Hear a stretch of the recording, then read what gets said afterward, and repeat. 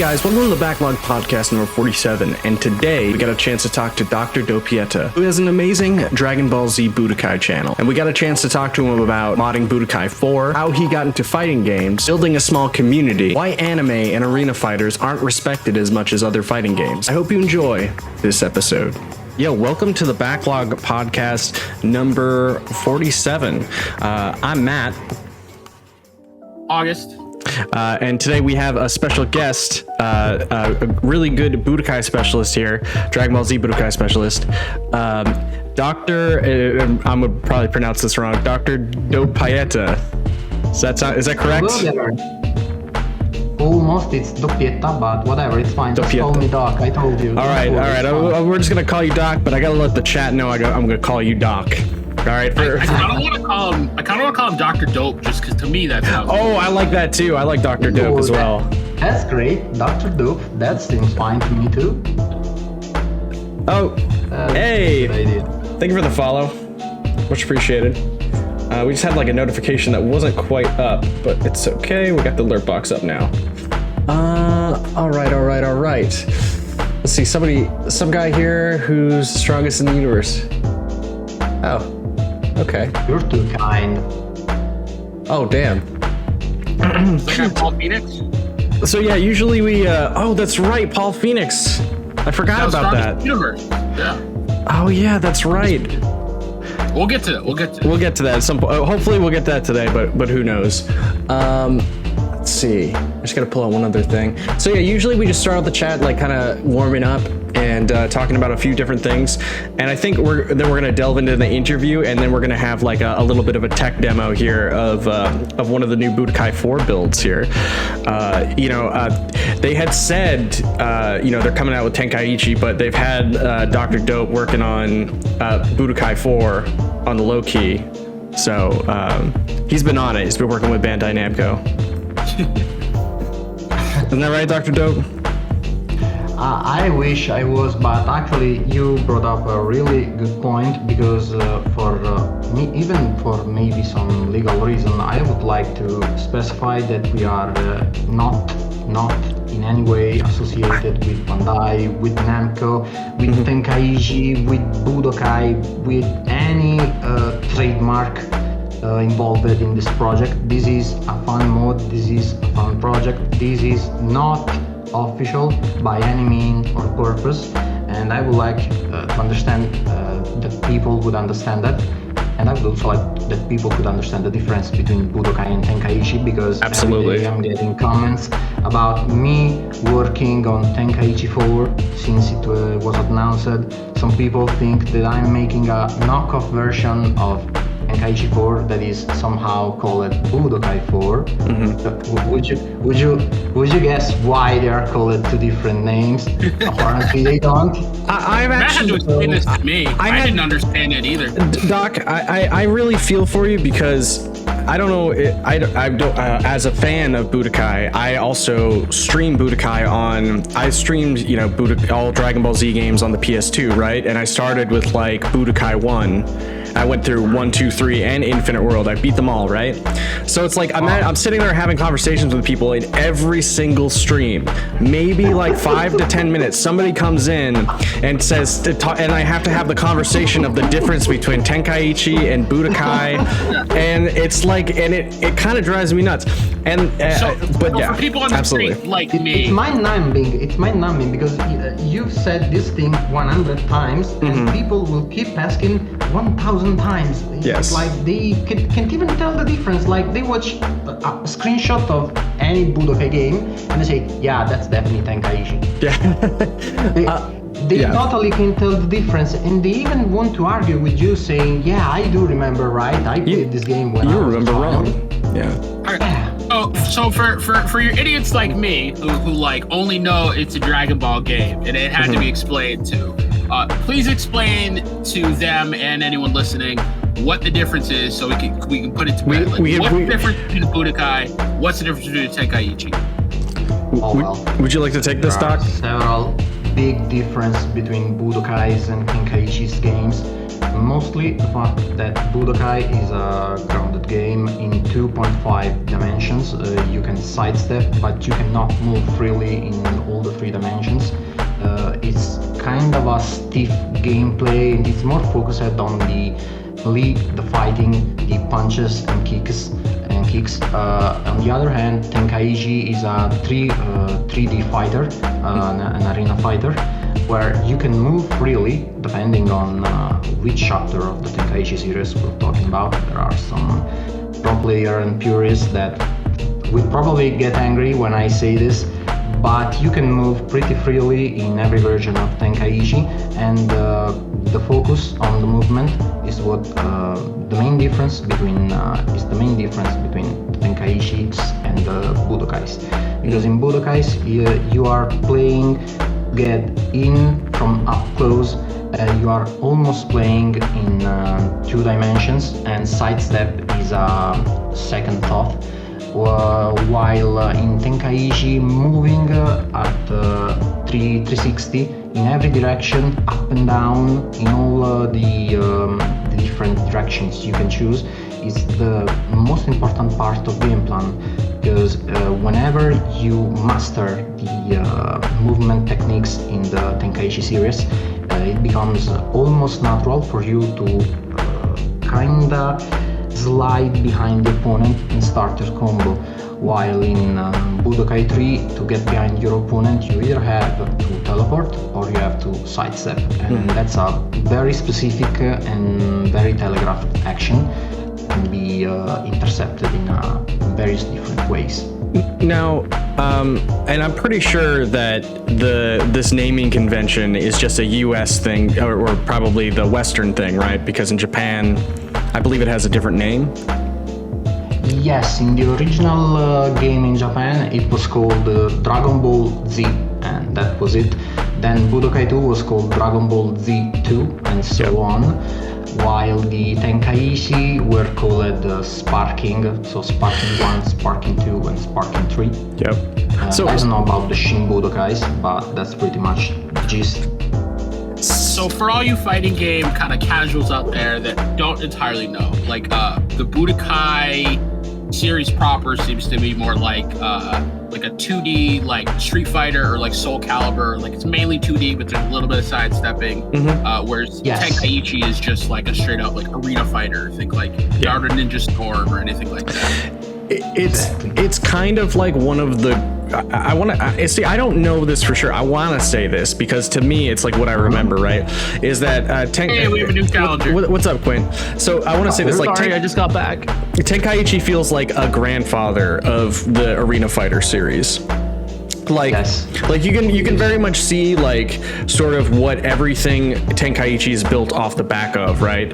Is like, you know, if you play a modern day arena fighter, it does everything Tenkaichi does, but better for the most part, but in the movement department, you know, in my opinion. Like as somebody who literally just went back last Friday and played Tenkaichi for the second time ever, it was rough, buddy. I'll say that, right? It's very difficult going back to playing that game because just of how, you know, you know how when you play Resident Evil and you're on tank controls? Well, Tenkaichi is also on tank controls, but they want you to like fly around, and it feels very restrictive to me. But I hope that that changes and they sort of kind of master that by the second or third game. At least that's my hope. My only question was which was the game I was like cutting my hand on the GameCube controller, trying to like do the charge motion. Like, wasn't there one where you have to like spin the controller? And I was like, yeah, that's probably Budokai 2. It's one of the reasons why the Budokais are sometimes looked and frowned upon, because they had very intense button mashing parts, like the armor clashes and the beam clashes in Budokai 3, and they required you to spin your analog or press your buttons really fast. And while when I was a child, I really liked that because it's flashy, it's cool, and all of that. Growing up, I kinda like started to hate this major, not because I dislike the effects by itself, but the fact that it's very heavy on your devices, your controllers. Yeah, wearing those things really out. Tell the difference between a controller that you use to play only Budokais on it, and a controller that I've never seen Budokai game, because the Budokai controller is pretty much destroyed. It has the analog sticks drifting around, has buttons that are very loose and really hard to press correctly, and that's one of the reasons why we decided to use as base for our our Budokai for project Infinite World, because Infinite World removed all those features from the Budokai 3 that required button mashing and button guessing. So armor clashes, beam clashes, hyper mode, and Dragon Rush. Those 4 things, casuals like them, good for them, but I can stand them, and as long as I can play the game without having to stop what I'm doing to mash buttons as fast as I can, I'm a happy man. You know, I feel like that is probably one of the things, like people say Tenkaichi or Budokai 3 is probably the best in the series, but the only reason that I don't think it's the best is honestly Dragon Rush. I'll be 100% honest with you. I don't care for Dragon Rush at all. That's the same thing I do. One of the reasons when, I started playing Budokais when I was a little child. I started with the original Budokai 1 on my cousin's PS2, and then my parents bought me the PS2 and I got Budokai 2 and 3. And when Budokai 3 came out, I had a really rough time getting accustomed to it, mostly because exactly for this reason. Dragon Rush was really tedious, was boring, was really hard, and the CPU, I can tell you now for sure, that reads your input, so you're not like getting your Dragon Rush in anytime soon, especially if you start multiple Dragon Rushes. I've made a research back in the days on the Budokai 3 Collector's Edition, which is the special edition that came out in Europe, and I basically realized that the CPU has some kind of spreadsheet where they keep track of every single choice for every single phase of the Dragon Rush, and then give to them a probability percentage. So the CPU is like, okay, the player started the Dragon Rush, so is very likely to press X or is very likely to press circle, and I'm going to press circle because he usually does that.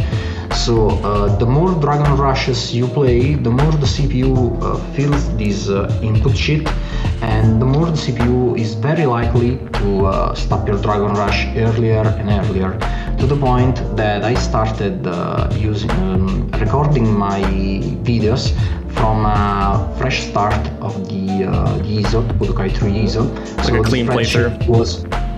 It was clean. So I had a bit of a better, maybe even luckier time with Dragon Rushes, but whenever I can avoid Dragon Rushes altogether, I'm happy, because even if it's very cool and it's very flashy, I believe that stripping the control of the game from the player for 20, 30, 40 seconds to just watch a cutscene that is always the same. Maybe nice at first, but then quickly becomes boring and uninteresting. In fact, to this day, I don't understand why some people are mad at us because our Budokai 4 project ditched the Dragon Rush. Maybe that's the only way they know how to play. I can't blame them, but I don't want to see that anytime soon. People are just very used to doing one thing, so when it's different, they freak out. Even if the thing wasn't even that good, you know what I mean? They're like, I don't like this different. I'm pretty sure you can get more damage without doing Dragon Rush anyway, right? Like it's that depends by your optimization, your damage, your strings, the character you're playing, and the character the opponent is playing. But usually for a person that cannot use cancels, the Dragon Rush is the best option to get very high damage. For example, I made a video about Bardock in Budokai 3 showing off his different setups, and he basically has a very easy string that is forward K, K, back K, K, E, that is the head punch, that fire punch that juggles the opponent. Is that like the uppercut that like you can do twice in a row? Like it's sort of like a Shoryuken for people that don't know. Yeah. So kind of that. Also, like while we're explaining things, every once in a while I want to stop and explain it to people who may not know, if they're who are listening as well, just a little bit, if you're over here and there. It's like the iceberg. You gotta get them in on the top before you get them in on. You know what I mean? Like you gotta ease them in. You know what? I can do something even better. I can run my emulator to show you what I'm saying right now. So I can start it. Real quick. I did just want to ask a question. So like, all of the Dragon Ball games have actually done, I think, pretty decently in the West. I mean, obviously that's why they kept making more of them. I'm not sure if you're someone who plays Fighter Z a lot, but I did want to ask you, like, how much of the Budokai and Budokai Tenkaichi DNA went into Fighter Z, which is arguably, not even arguably, but it's been the most successful so far of the Dragon Ball games. That's a tough question, because while I know a lot about Budokai games, I haven't been following the Fighter Z scene for a long time. I know that they've taken several animations from the older games, but I can see that they went in a totally different direction with Fighter Z. They tried to make something more like Marvel vs. Capcom, if I remember right name, which is a totally 2D fighter with more characters for each player. So it's more of a tacting game than a 1v1 kind of a thing. But I think they did not save the DNA, but they saved the soul, because they kept some animation, they kept some kind of styles of it. And considering that Budokai was a series that was pretty much dead since 2004, 2005, having one single game that even just barely resembles it, it's already a lot for me. Okay, so yeah, did you want to show that Bardock move? I almost said Gardock move. I was like, you want to show that Gardock move? Using can you see? Yeah, I can see it. The stream can see it. It's you're probably running it at 30 FPS or 60? No, this is currently running on. Oh wait, you're right. It's going a bit too fast. I was gonna say. The actual FPS that you're capturing the like through Discord, like the Discord screen capture. I think we're dropped to some frames, but yeah, I think it's 35 mostly because. Oh, good. It's all good. We can drop frames. Yeah, we'll make it happen. Okay, this is not my controller, it's an Xbox controller, so I'm not really fond of it, but the combo should be easy enough for anyone else. Which gen game was this? Like, which console was this on? Because the animations are great. This is Budokai 3 on PS2. PS2? Like, that's the thing about like a good art direction. It ages so well. Like, you can go back years and it still looks amazing. This looks like, I thought this was like a PS3 or Xbox 360 game. No, I'll tell cell you shading, man. Now I'm using a computer that is not really powerful, so I can only show you the native resolution of the game. But when I played this back at home on my own computer, I had this cranked up to 6 times the internal resolution, and this looked like a PS4 game. You can watch my videos on YouTube, but you can see that the graphic is very crispy. It's very sharp. The lines are defined. Blacks are strong. Yeah, this looks great. So just if you want to pop that combo up, just so we can. Sure. So I was saying, if you wanna use the Dragon Rush to make a really short combo, you don't know how to cancel, you can do something like this. Yeah, that does so much damage. But yeah, we're basically the only downside. Yeah, this is the Dragon Rush. You have like a 1 in 4 chance of guessing. Dragon Rush, and you can see how much damage you're dealing right now. Yeah. I'm speeding this up to, not waste so much time. Here it is. It should be.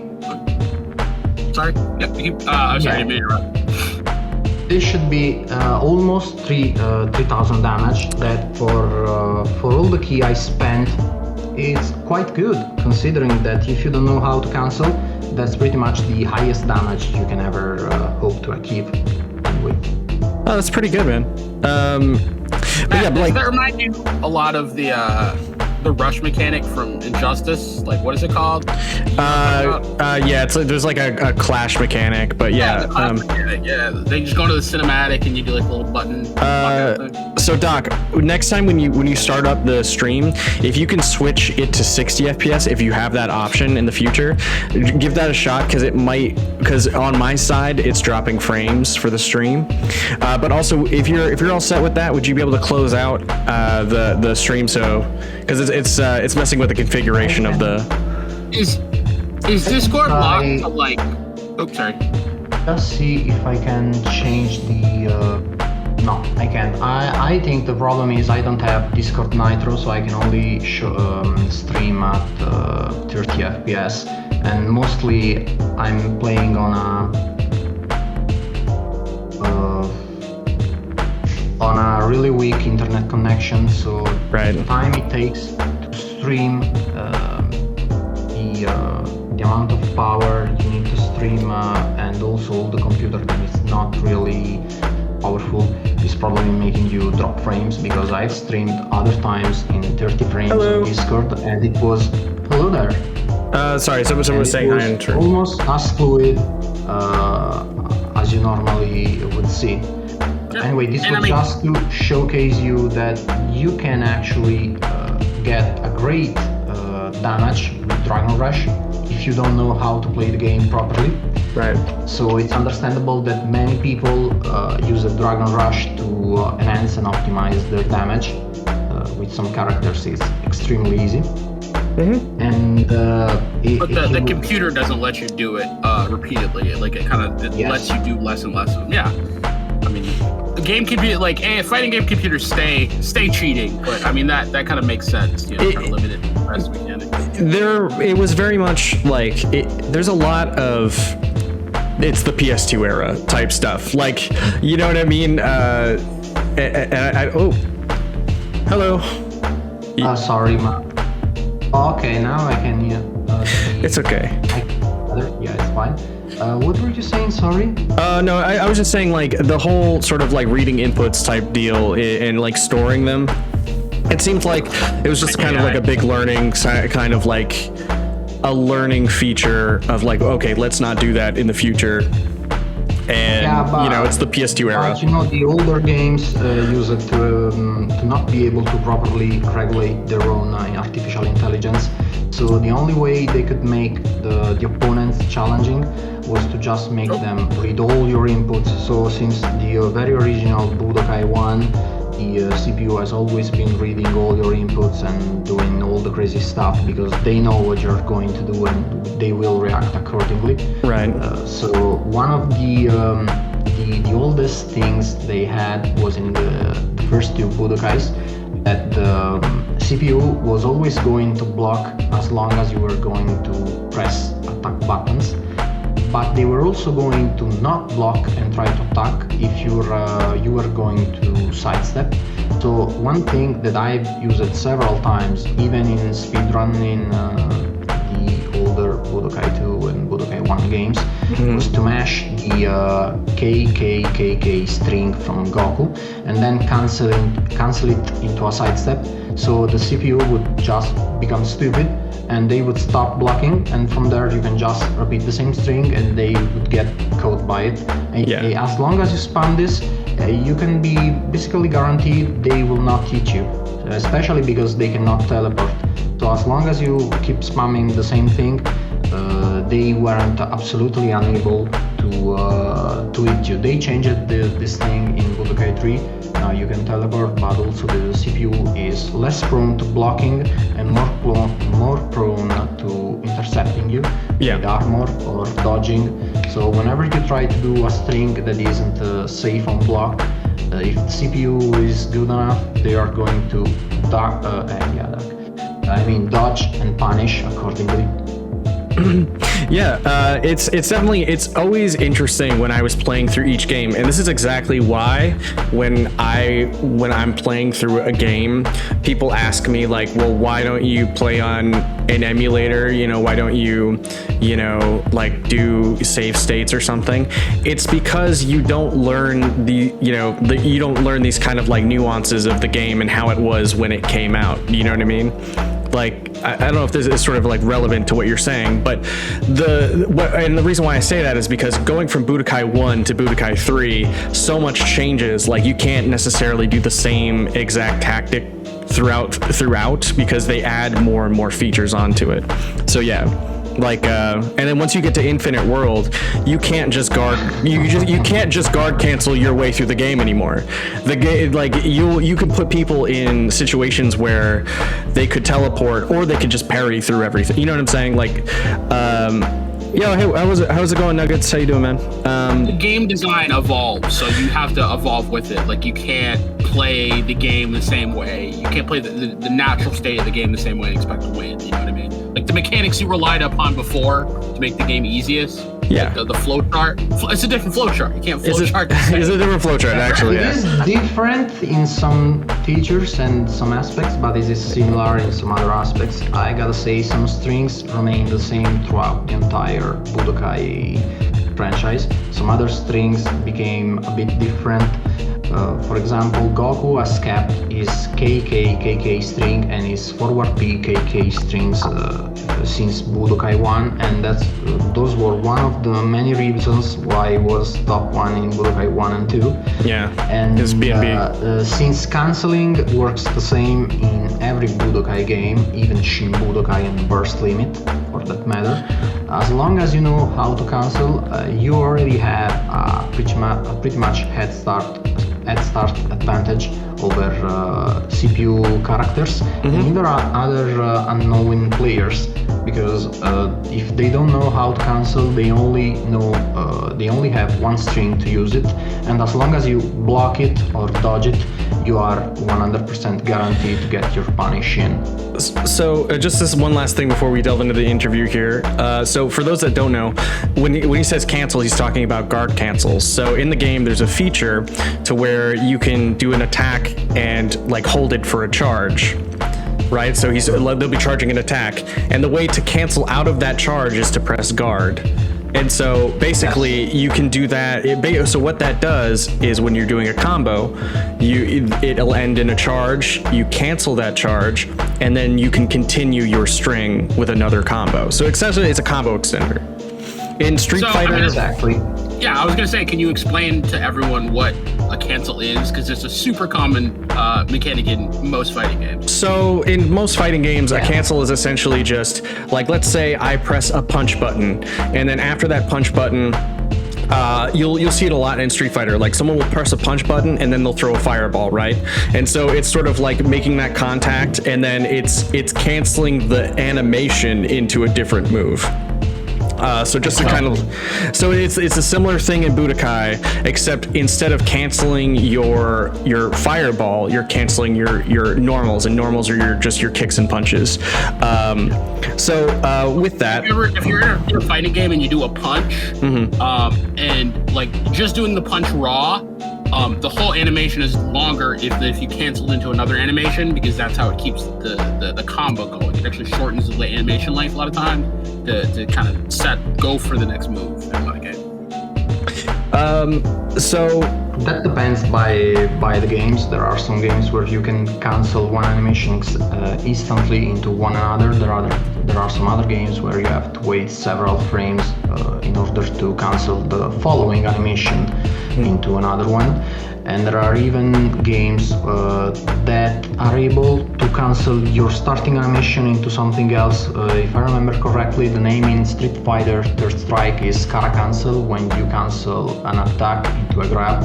And so you start the first frames of the animation that are any attack you want, and then this animation turns into something different because you input the grab input, and then so the animation shifts towards the grab.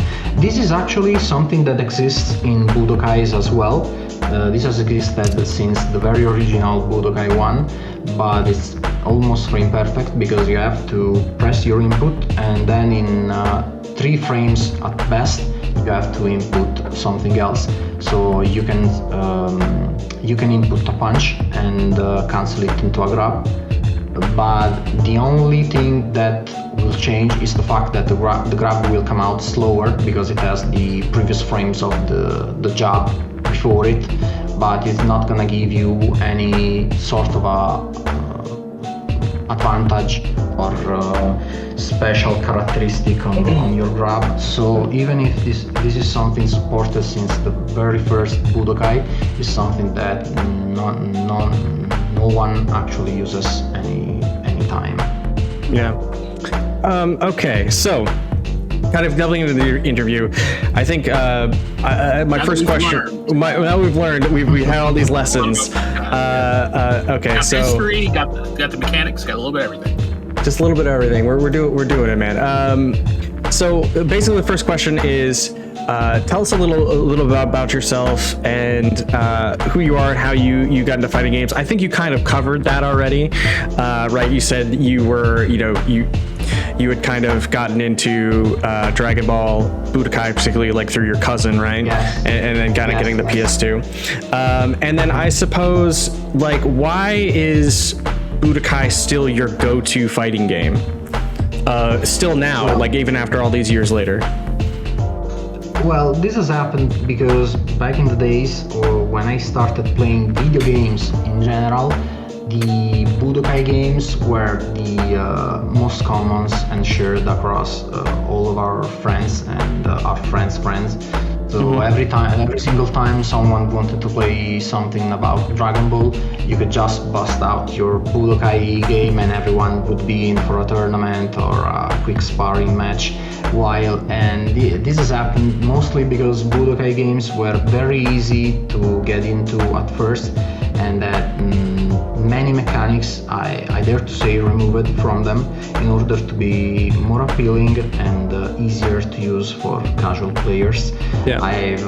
When I was a kid, I tried Tekken 4 just shortly after Budokai 3, and to my surprise, even if they were the same genre, they were fighting games both, I had a really hard time trying to understand how the game played, because every single action needed several inputs in order to be done. Just to make an uppercut, you had to press forward, down, forward, neutral, 2, and so on. So every single action was really hard for a kid like me to play. Yeah. So I stuck with the Budokais because they were easier, and my friends were also playing those games.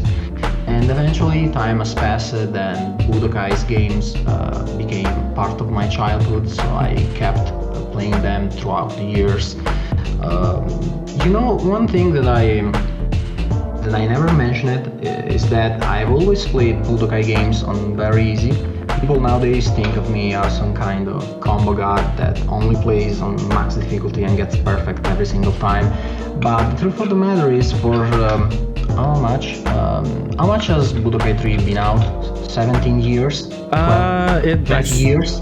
It came out in 2005. Yeah, it's like, yeah. It might be 4. 19 years. Yeah, for most part of those 19 years, I've always played this game on easy and very easy because I didn't want to delve into the deeper mechanics, and mostly because I didn't even know there were deeper mechanics. I only wanted to have fun. Then I discovered canceling, I started practicing, and I started gradually increasing the difficulty. I have to say, one of the things that that games in the Budokai games did right was the fact that they gave you a lot of different difficulty options. So you could play any difficulty that was easy enough for you to beat, but hard enough for you to be challenging. And increasing gradually the difficulty helped me easing in inside the deepest part of the gameplay mechanics. So I started making short combos, then a bit longer combos, started increasing my damage, started abusing the strats and the techs that only human players can do. And soon after those years, I think about in 2012, 2013, whenever there was some kind of PlayStation party in my house or in anyone else's house, and I busted out the Budokai 3 copy. I just wiped out the floor with anyone there, because of course they didn't have the knowledge to properly play on my level. Right. I even started teaching to people who were interested how to play the game better. But the thing is, Budokai 4 was left in the dust. I believe it came out too early for its time, and it wasn't cooked enough to be really good. It wasn't finished, it wasn't polished, it wasn't the ultimate experience the game director wanted it to be. So many people just moved away from it, moved on Tenkaishis that I also played, because nowadays people think of me as some kind of Tenkaichi hater. But the actual reality is that I've been a Tenkaichi fan since the very first Tenkaichi 1 came out. I played every single one of them. But the thing is, the game is too easy to push you into learning something better, something different. Unlike Budokais, where if you don't know how to cancel, the hardest difficulties are going to be pain, absolute pain. I've seen people being stuck on Raditz on Z3 difficulty for hours because they didn't know how to cancel, so Raditz was a brick wall for them. In the Tenkaishi's games, even if you play on max difficulty, the IA is just too stupid to understand how a 3D fighter works, so they just charge your key, move around, shoot some super blast, and that's it. Then you can rush in, punish, and you can beat any encounter on any difficulty, win every character against every character the same way. And that doesn't promote the improving of yourself, the honing of your skills. And that kind of made me move away from the Tenkaishis and started grinding the Budokai 3 instead. Then in 2016, I had I bought a computer and started recording on an actual emulator, because back in the days it was really hard for me to play on actual console. I still have my consoles with my own games, but you know, after all these years the controllers are kinda ruined. So it's becoming increasingly difficult for me to play on actual hardware. Emulation has allowed me to keep playing my favorite games while retaining a higher quality of life, with many improvements brought by the technologies and by the emulator itself, that has a lot of features, a lot of tools that allow me to play like I couldn't even dream to before. And that has made me think that maybe I could start showing my gameplays on YouTube, and started recording. But then I said, why should people watch me, that I'm just an average player, when there are some top players that are really famous and they are really good, and they play almost perfectly. So what can I bring on the table that is different, that is something that can help viewers differentiate me from other Dragon Ball content creators? And so I started uploading only perfect matches.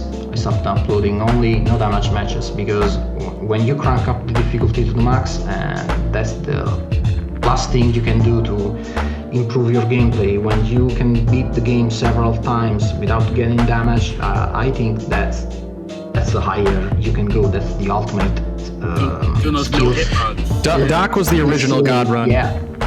Exactly. He was the original God Yeah. Run. And that yeah. somehow stuck with my viewers, but maybe a bit too much, because now people really think that I play without taking damage every single time. That's absolutely not true. Whenever you see me playing one match on YouTube without taking damage, it's just that you're not seeing me getting my ass handed to me 200 times before. Of course. It's you know, honestly, it's like anything, right? If you're not losing on a regular basis, you're probably not playing the right people, you know? Yes. In fact, the fact that the older games, the older Budokais came out in a very early era where the online PvP wasn't enough advantage to allow you to play with people from other sides of other parts of the world, kinda drowned them. Because at the time, unknowingly to all of us, there were already some extremely good top players like Sprawlers and Evil Troll Captain America, if I remember correctly, its nickname, that were already been studying the game for years. They started labbing the original Budokai 1 in 2002, and by the time Budokai 3 came out, they already had a really firm grasp of the pro mechanics of the cancelling, juggling, and so on. So if we had somehow a way to meet these people, at least online, and play against them, we all could have learned a thing or two that would have sparked, you know, that question with yourself when you're like, how is he doing that? Why can't I do that? How can I learn? How can I improve myself to be like that? One of the reasons fighting games nowadays are really popular is the fact that they have online features, and they allow you to play against people from all over the world, which in turn makes you prone to experience even high-level gameplay. It doesn't matter if you start as a green rank or as a top player. Playing online will teach you how to play properly, because the CPU, even if you really want to make it strong, it's still stupid, it's still scripted, it's still programmed. When you start to learn its patterns, you start to develop a game plan that revolves around the bugs, the defects, and all the flaws of the CPU. And then it's kind of a vicious cycle, because once you start to win against the CPU, you don't feel the need to improve any further. So you get just stuck with the CPU and the idea that you are really good because you're beating the CPU, but that's because the CPU is stupid. Playing online, I believe that if Budokai 3 came out some year later and had online features, it would have been a smash hit, because people would have been blown away by discovering how much depth was hidden behind the cool flashy stuff, the beam clashes and Dragon Rush shit that were the main attraction for casual players. No, for sure, and I definitely think that's a very interesting point. Dang it, man. I think it's a huge point, actually, because again, when you're playing in single player, you might not see every interaction, or you might get beat by the AI so much you're just like, you know, it's not doing it for you. You're not having fun. But if you go online to play against a bunch of different other people, if you see other people playing the game, you can see a lot more of the cool stuff the game has. And you know, it's like what is it? I think it's like there's two things, right? It's like at the time, like 2000, early 2000s, it was Dragon Ball Z was huge in the United States, and so they were just like, they had to come out with a new game every year, and they just started pushing out games. And so that's why we have like sagas, we have like Budokai 1, 2, 3, Tenkaichi 1, 2, 3, right? And you got Dragon Ball Super, and that was all just them being like, oh yeah, oh hey, look, this Dragon Ball thing's really huge in the States now. We gotta, they gotta really push this out.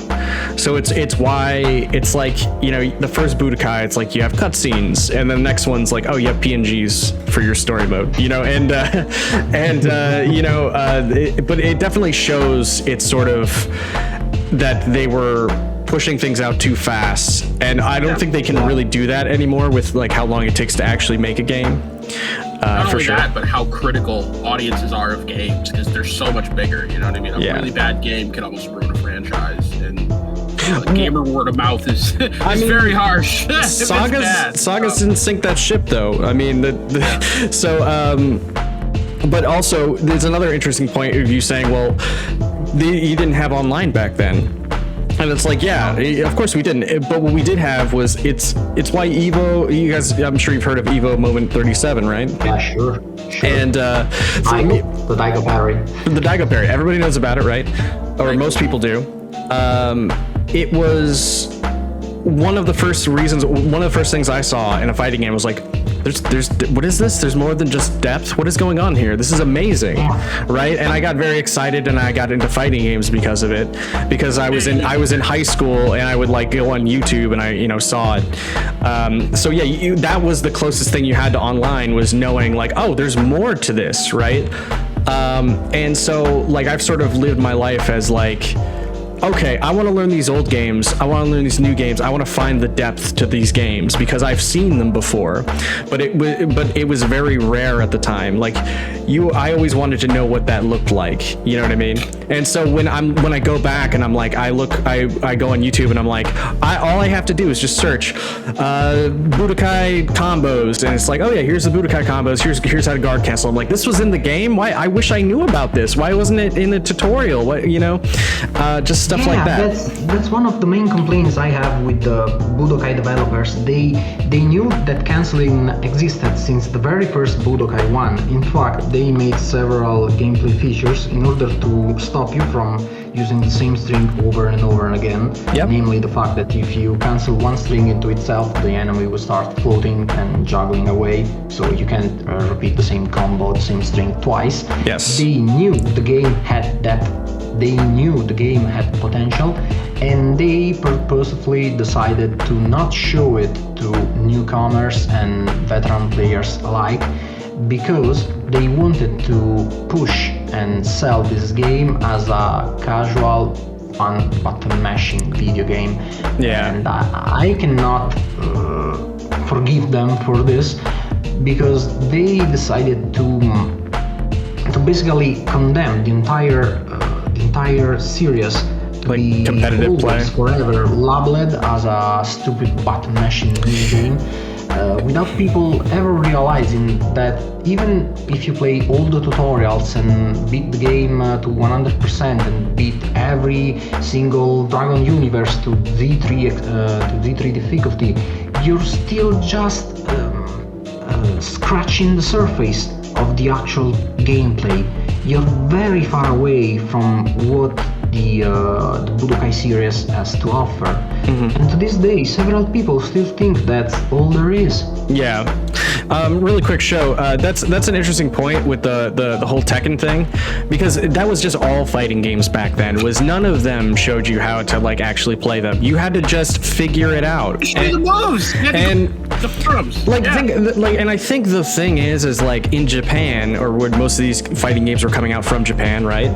Is you had an arcade where you could go and you could watch people play the game and be like, oh, this is how people play the game, or people would figure it out by going online and talking to each other through forums. As a kid, I didn't have the internet. I didn't have an arcade near me. I didn't have a car, right? None of that existed. All I had was me just going into a training mode and being like, I'm gonna try to make cool stuff happen, and that was the closest to anything I kind of had. But there were like, I think there were a couple of other questions I wanted to get to here. Hold on. I did just want to interject. Okay, go ahead. I think that was entirely, and what we're seeing now in the explosion of the FGC is very in part due to the fact that like the FGC changed mindsets. Even the game developers changed mindsets, and it's been slow. But essentially, like everything was like the closed garden secret tech mentality back then. It's like, oh, there are hidden combos, there are hidden strings, there are hidden moves. We don't tell you. You got to go find them out. And it's like, you could spend hours on the game and never know that you have to hit such and such an input to find those out, because they didn't put those out. Like, maybe they would put out a Primus strategy guide, but that was another like $20 you had to spend. And not every single game had them. I actually heard that those were mostly false too. Like, a lot of the information in those were actually like they just flubbed a lot of the information. Not to mention all the Japanese guides that were Japanese only, so you either had the ability to read Japanese and could buy something from Japan, or you were out of luck. I mean, it was crazy. Games didn't tell you how to play them back then. Right. Sorry, August. And to add to that, just really quick, is like, think about it. Like, secret stuff was a feature back then. That was like, look at Mortal Kombat, right? It's like you add in, it's like, look at all these secrets, like, you know, and those were features. Maybe they thought like, oh, just keep it up, keep the mystery up, the fighting game. Yeah, it was so weird. It's like that's how they thought that would.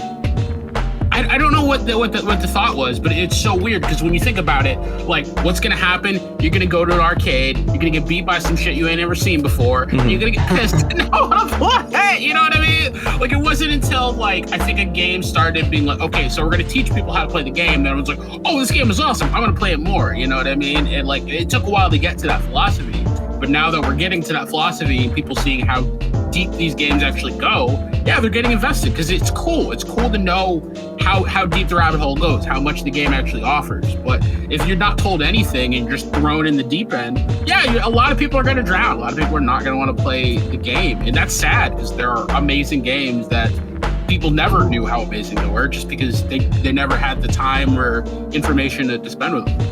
True, and I also would like to add that even nowadays in 2003, we still lack proper video game guides. Regularly, casual players and pro players alike have to go on YouTube or onto any other platform and look for tutorials, because even in this fucking year, we can't get a fighting game, or any game in general, but fighting games are especially guilty of this, that can't give you the information straight. They have a very, very bland tutorial telling you, yeah, this button is punches, this button is kickers, and this button is jump. Sorry about that. And then that's it. You get maybe some bread and butter combos, but very, very rarely I ever seen a game that teaches you the deep end of the techniques and knowledge involved into high level pro play and gameplay. I think terrible tutorials. I think most right, great. I'm sorry to interrupt you, August, but I think the other problem there is, like, then you're kind of getting into the idea of spacing in footsies, and that kind of can be like very theory based. And I don't know if anybody, I mean, in school, not a whole. Basically, what I'm saying is, I don't think that I've ever seen a fighting game that kind of like delves into theory enough to kind of make anything competent, or make a competent tutorial of footsies. Like, why don't we have that? We have years of fighting games at this point. Like if anything could make learning fun, a video game could. I mean, so you would think that there'd be ways to teach that. Yeah. It's just, I think the game developers are spending more of their time and energy on the game, rather than teaching people how to play the game. And you can't really have one without the other if you want to sustain the game. Yeah. I mean, the player base makes the game. The larger the player base is, the more the game stays alive. One of the reasons Budokai 3 to this day is still very niche is the fact that there are like 1,000 good players around. Everyone else barely remembers it from their childhood. And that's it. Budokai 3, it's a niche old game, and there is nothing we can do about it, because nobody cared to make a fan base big enough back in the days to make it relevant to this day.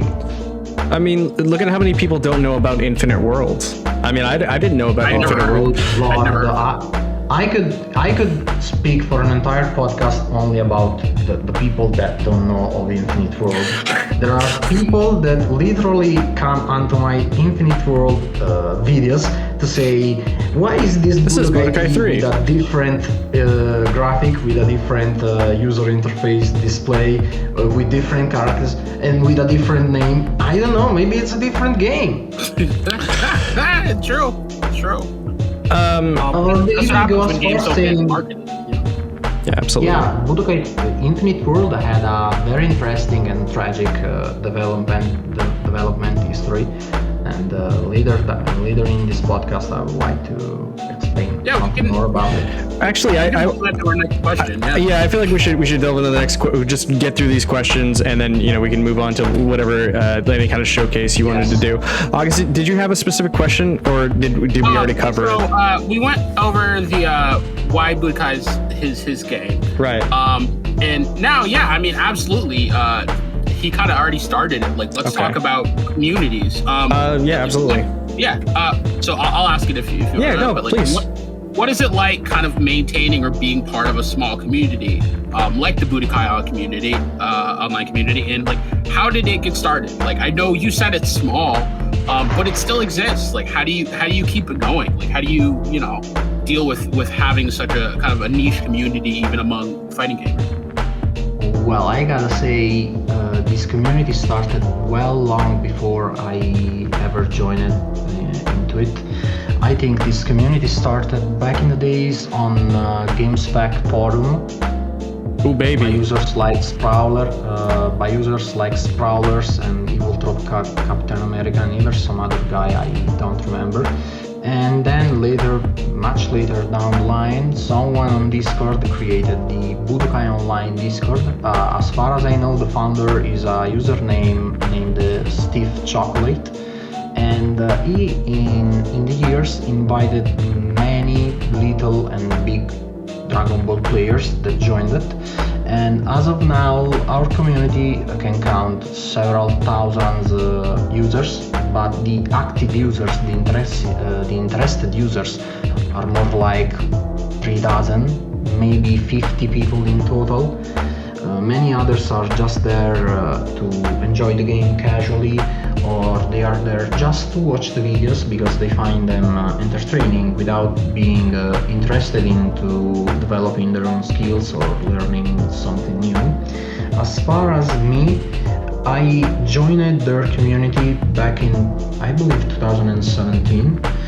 Yes, and at first I was a really small content creator, so I had little to no space in it, but not because they weren't somehow gatekeeping me. I'd like to specify this.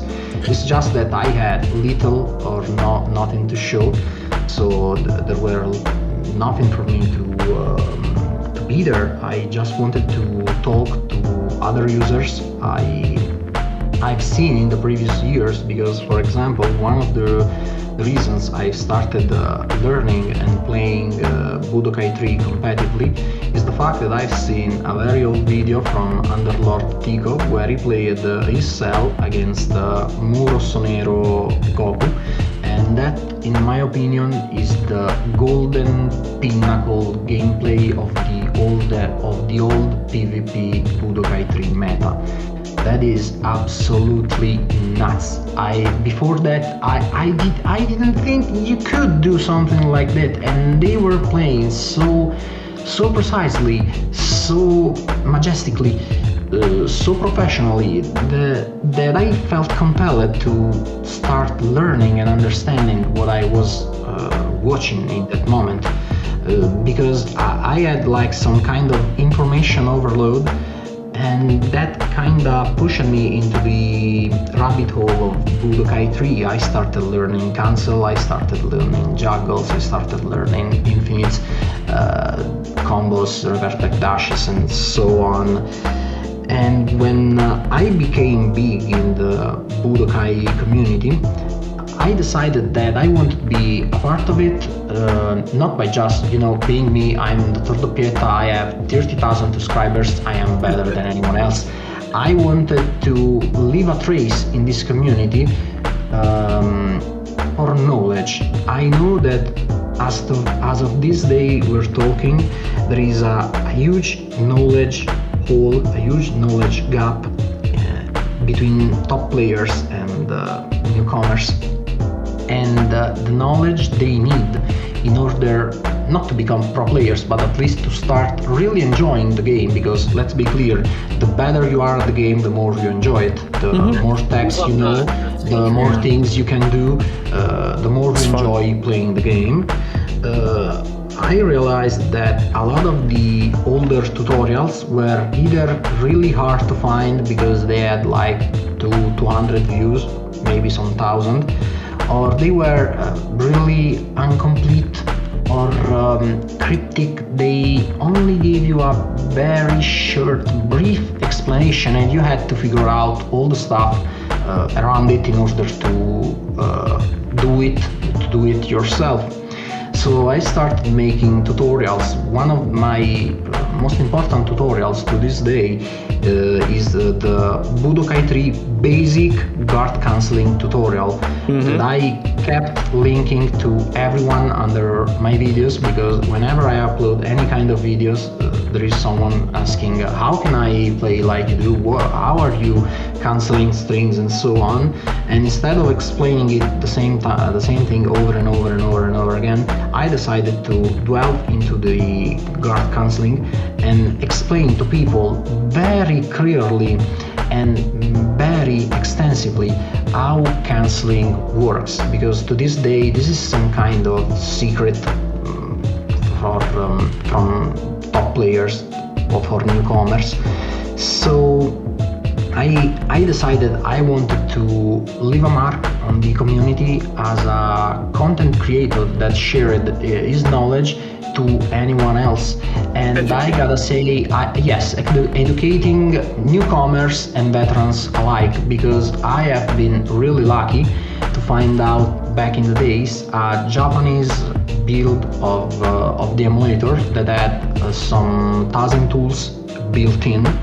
And I could use these tools to study the game to a degree and to a level of deepness that no one else has ever seen before. Can you believe that to this very day, pretty much no one knows the frame data of any character in the Budokai games? I am the only one who does, and I keep sharing my frame data tables in the character guides channel in the Budokai Discord, because that's the only way people can learn and understand things. There are cancels that previously were considered to be impossible, and thanks to knowledge, study and testing, I found out several connections that weren't even considered to be possible before. And to this day I am still learning, and I'm glad I'm learning. For a layman out there, can you explain what frame data is? Because as a modern fighting game fan, I'm spoiled. Like, I already know, but like for other frame data in a very, very simplistic term is how much time passes from when you input your punch or kick to the point where your input becomes an actual move that has an hitbox and can hit your opponent. So for example, let's say the classic E button, the punch button in Budokai, is usually a jab, and that jab has a frame data of around an average frame data of around 11 to 12 in the European version of the game, and 12, 13 in the American and Japanese versions of the game. And knowing your frame data is important, because you know whenever you are in neutral against your opponent, if you press the button and your button is faster because it has a lower frame data, it has a lower frame count of your opponent, that if you both press the same button at the same time, you should be able to hit him before he hits you. So you can start your combo and you can get a counter hit to start your offense, to have a punish. Which means you have to know which attacks are safe, which attacks are unsafe, and which attacks can be used repeatedly because they have a short recovery. A safe attack is usually every attack that on block leaves the opponent unable to do any other animation or iteration for a longer time than you do. So for example, if I play my P-jab and you block it and you have to wait 12 frames before you can do anything else, and I have to wait 11 frames to do anything else, I am +1 on block, which means it's still my turn to attack. If you try to intercept me, to steal my turn, to disrespect me by attacking before I do, you will probably get countered, and that opens your character to some kind of heavy punish. I hate to break it to you, but frames are just a human construct. They're not real. They're not real. No, like, well, because I mean, honestly, that was until frame data like really kind of popped on, and like I would honestly say that's even been within the last 6 years, because like pre-2016, people were still arguing whether or not frame data was important. Well, now everyone just kind of takes it for granted because it's just out there. Yeah. But, I mean, pre that, it was even hard to find, and I think because of the lack of accessibility, people didn't want to deal with it. But absolutely, it should make sense in a fighting game. Knowing how fast your move comes out should be important. I mean, August, like I think we had mentioned it before, but like, remember how you said the Primo guides came out, right? Yeah. So imagine this. So they drop a Primo guide on, let's say, Street Fighter 4. The game gets a patch within a week, and now some of the frame data is wrong now. Right, and then they drop Super Street Fighter 4. Now that book is literally just a coaster. You know what I mean? And so that's the problem. Is I mean and you know then you kind of get like with Street Fighter 5 where they try to have an app that you kind of update the information. But realistically, it always comes down to the fan base just putting out a decent frame data sheet or something like that, or a Google Doc sheet is what I wind up finding. That's always the work of the community. The community. I mean, now we've gotten to a point where we try to push developers to do it, and some of the better developers are finally doing it. I mean, Tekken, you have to pay for it, but but like, yeah, I mean, it's the fact that I think the community's come a long way on the idea of frame data and relevance. But I mean, like, again, Dr. Dope coming from this old scene, like he had to do it all himself. He had to like go into the code. He had to figure out what the frames were, you know, and like that's what it was like back in the day. I could do it only recently because back in the days, if you were on a real hardware, you had absolutely no way to see your frame data. You could make a rough guess, like pressing the buttons on two controllers at the same time and see which one hit before the other one, but that was really unreliable because you wouldn't actually press the buttons on the same exact frame, so you had to try over and over and over to like get I don't know 100 results and then get your average result and say, okay, so on average this attack is faster than the other one. That is mind-numbingly stupid if you think it nowadays, because nowadays you just have to know how fast your attacks are. You can't just go like, yeah, I guess that maybe I am faster, but maybe not. That's not Taken. That's like playing poker blind. Yeah, absolutely, absolutely. If you don't know the odds, the actual like math of the thing, then like you just like you're just guessing in the dark a little bit, you know. Yes, and I could only do it recently thanks to the advancements in our technology that gave us emulators, gave us plugins, gave us tasking tools, gave us frame-by-frame advanced, gave us slow motion, gave us save state, replayability, input recording and replay. All these things back in the days weren't even sci-fi. They were like 1,000 light years away from us, and I feel kind of robbed of it now that I think about it. I would too. Yeah. Because there was so much stuff that we not only didn't know, we had absolutely zero way to know it.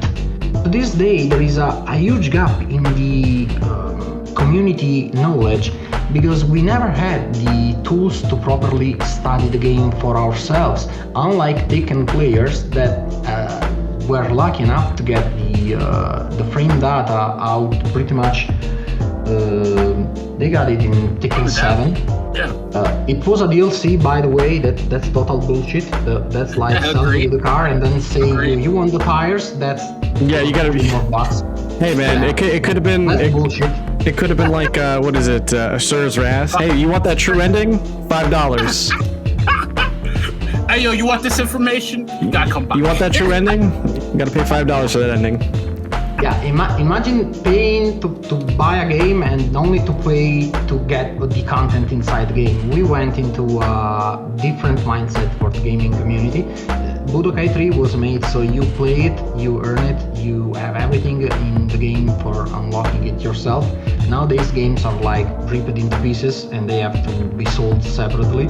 So you buy the game and then you buy the characters and then you buy the stage DLC and then you buy the customs and then you buy the frame data and then you have to basically buy several things to the point that if you sum up all the expenses you had to buy the full game, you go from like $60 to $300. Yeah.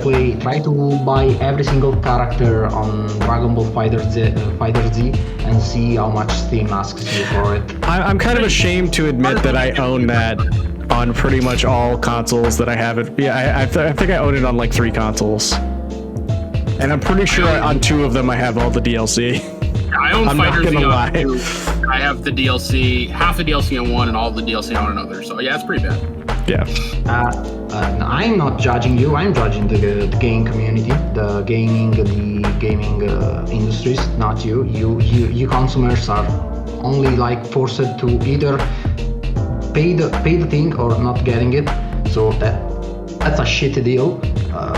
It's not your fault if the gaming industry has decided to be fair, scammy. To be fair, I almost always bought it on sale. I was like, that's exactly when I bought it. I just wait till it's on sale. I'm like, oh, it's on sale? All right, here we go. The Nintendo Switch, here we go. I mean, I say I have a very small file that you can put in your Dragon Ball Fighter Z folder to unlock every character from the start. Oh man, he's got the hookup. But no, I mean, real talk. I mean, on the side of the developers, I mean, we really do need better tutorialization in the fighting game industry. And like, if you even just gave me the basic tutorial for free and I had to buy the like mid to advanced level play tutorial, I'd be kind of okay with that. But like, give us a way to like learn up to it without having to like, I don't know, find like the most obscure channel on YouTube or even like a good channel on YouTube. Because even with YouTube guides, the craziest thing about it is like once the new patch drops, everything gets thrown out and you got to start from scratch. So, I mean, the developers really should be doing a lot, like hire the YouTubers, do some of this yourself, like something, you know what I mean? Like we have to do better. Hey, you could always hire a company. You could always hire like Wooly to explain your game's lore. They could hire me to get the tutorials done right. I'm cheap. There you go. Something. But Doc, honestly, that's how I found you. I think I've since I started playing the Budokai games. I think maybe a few years ago. I was like honestly just looking for any kind of information I could find, because as soon as I started playing, I'm like, I'm bad at these games, and I'm like, I play fighting games. They're not. I play Tekken. It can't be that hard to pick up, right? And so then I look it up, and I'm like, oh.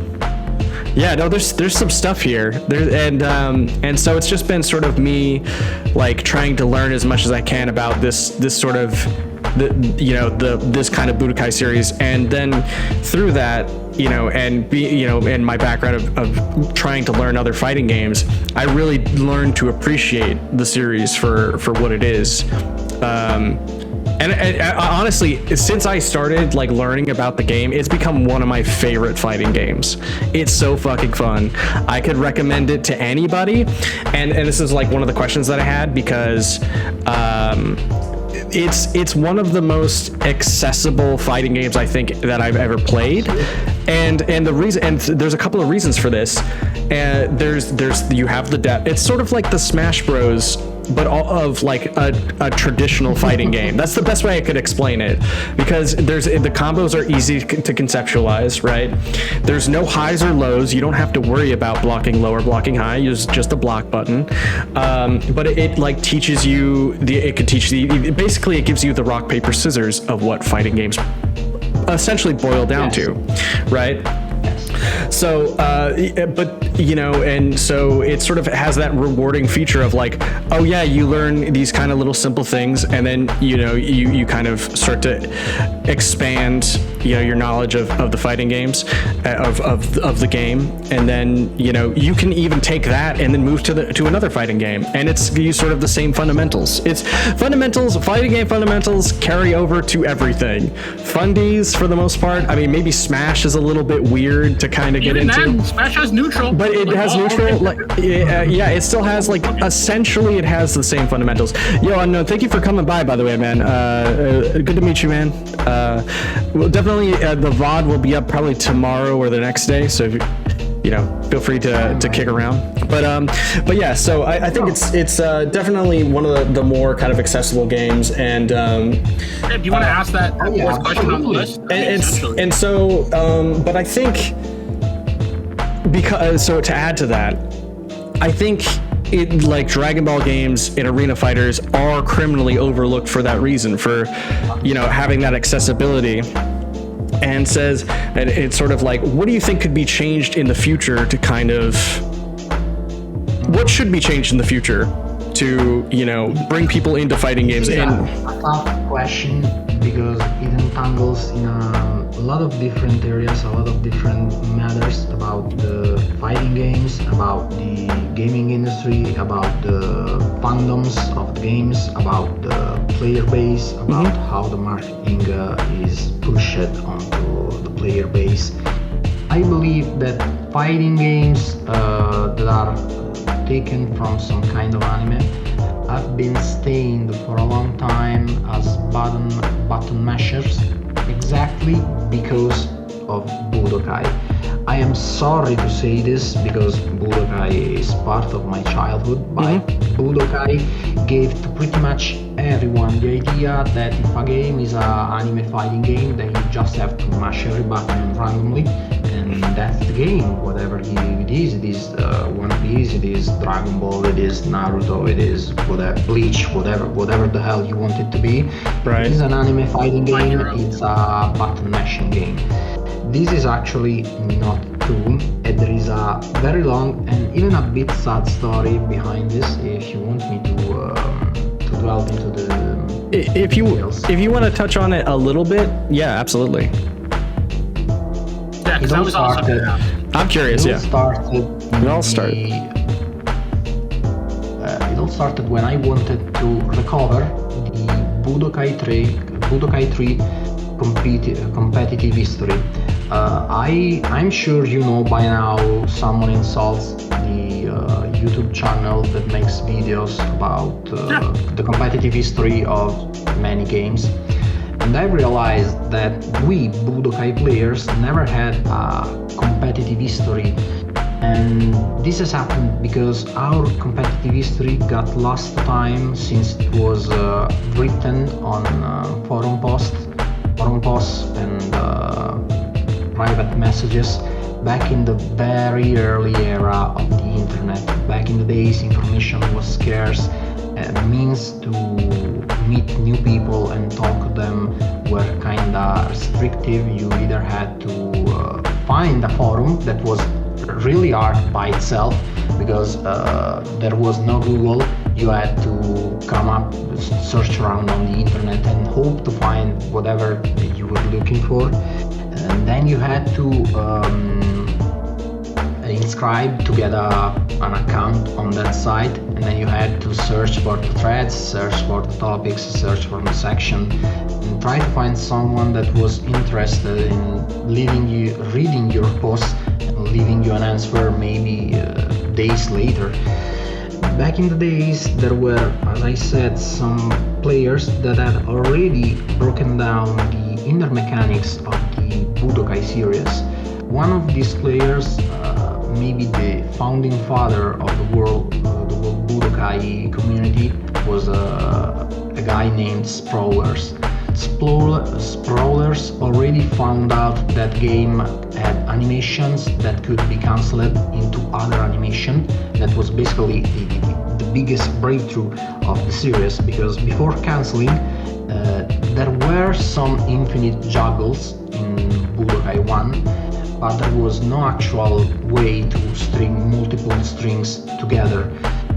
What the Sprawlers found was the foundation of everything else we know and practice today, but he had little to no ways to actually spread his knowledge. Back in the days there was no YouTube, there was no Wikipedia, there were no fan sites, there were only forums, so he could only talk, argue and discuss with people inside that forum, or maybe other people that were part of several smaller communities that had forums in common.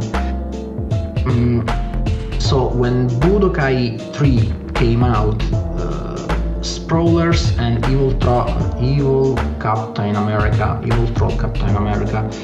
tried to explain to the masses how the game was actually really different from what they thought it was, and they were absolutely brick-walled and gatekeeped by none other than the Tekken fandom.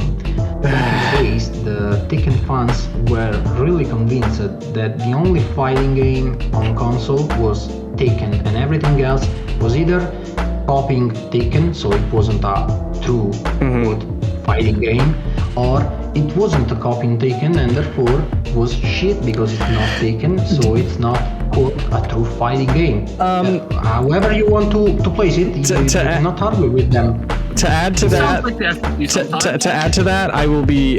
Do you know Eris? Eris. Yeah, he's a Tekken player. Avoiding the puddle. Avoiding the puddle.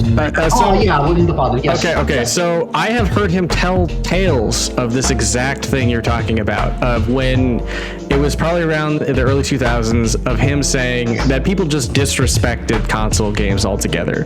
Like if it was a console fighting game, it did not count. It wasn't a viable thing to kind of pay attention to. So I get it. Yeah, it's like Bloody Roar, right? I mean, I think it was it's kind of the same deal where Bloody Roar is it's more of a console game. I think it has some arcade stuff, but I don't think it was very well respected, at least in my opinion. But yeah, absolutely, like it gets criminally overlooked. Yes, because the mentality was like they weren't unable to understand that having a fighting game or any kind of game that is respected, that is, let's say, competitive, doesn't mean that acknowledging that another game is also competitive, that is also balanced, that is also a quote true fighting game, doesn't make your previous fighting game a not competitive fighting game. Every game can be competitive, every game can be balanced, and as long as we try to understand the depth and the mechanics of many fighting games, we can find several pearls lost to time of fighting games that were criminally overlooked, and they weren't respected enough back in those days. But back in those days you only had one shot to get your name for yourself. If you couldn't make the big break, if you couldn't let the players understand that you are selling an actually competitive and really good fighting game, or a really good game in general, there is a very small chance that people later down the line will actually understand what you meant before. Budokai 3 was victim of this kind of mentality, this kind of discrimination, where everything and everyone was sure that since it was a Dragon Ball game, it wasn't a true fighting game, and therefore it had no deepness. Therefore, there was nothing to look for into it. You shouldn't waste your time loving Budokai because it's not a fighting game, so you can just mash buttons and win, and that's the mentality. And that has literally brick-walled sprawlers and the other ancient, I dare to say, Budokai players from actually getting a big breakout news on the in the genre. Sprawlers later down the line decided to just stick to himself and to his community, kept developing the text, the knowledge, Scrolls. The ancient knowledge. The ancient scroll. Exactly. Sacred text. Sacred text. Developing this knowledge, and when YouTube finally came into existence, there were some videos of some friend of his that posted some, I dare to say, really good Budokai 3 combos that, okay, by our standards now they are unoptimized and really bad. But back in the days, stringing a 12 or even 20 combo by yourself was some unearthed feat ever heard before. And if people ever had the knowledge and the acceptance that Budokai 3 was a fighting game, those few videos, those few demonstrations that the game was actually deeper than everyone else thought, they would have probably left a bigger mark on our gaming community and our fighting game community knowledge, to the point that nowadays we would be far more advanced in Budokais and other games in general than we are right now. We still are miles and miles behind the Tekken community, the Mortal Kombat community, the King of Fighters community, and many other fighting games community, because back in the days they were recognized, rightfully so, as two fighting games, while Budokai 3 wasn't, and all the people moved to the true fighting games without caring, without trying to understand the older ones. So I was trying to tell Matt that I was having that same thought the other day. I'm like, I am really surprised there hasn't been like at least one arena fighter that's like made it through into like, you know, the mid competitive range there, or like at least the bigger competitive scene. I gotta say, even the Tenkaichi series has been victim of this problem.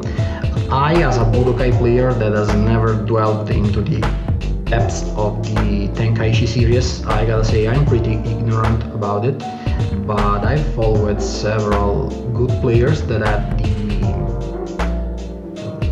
kindness to explain me at least the basics of how the game works.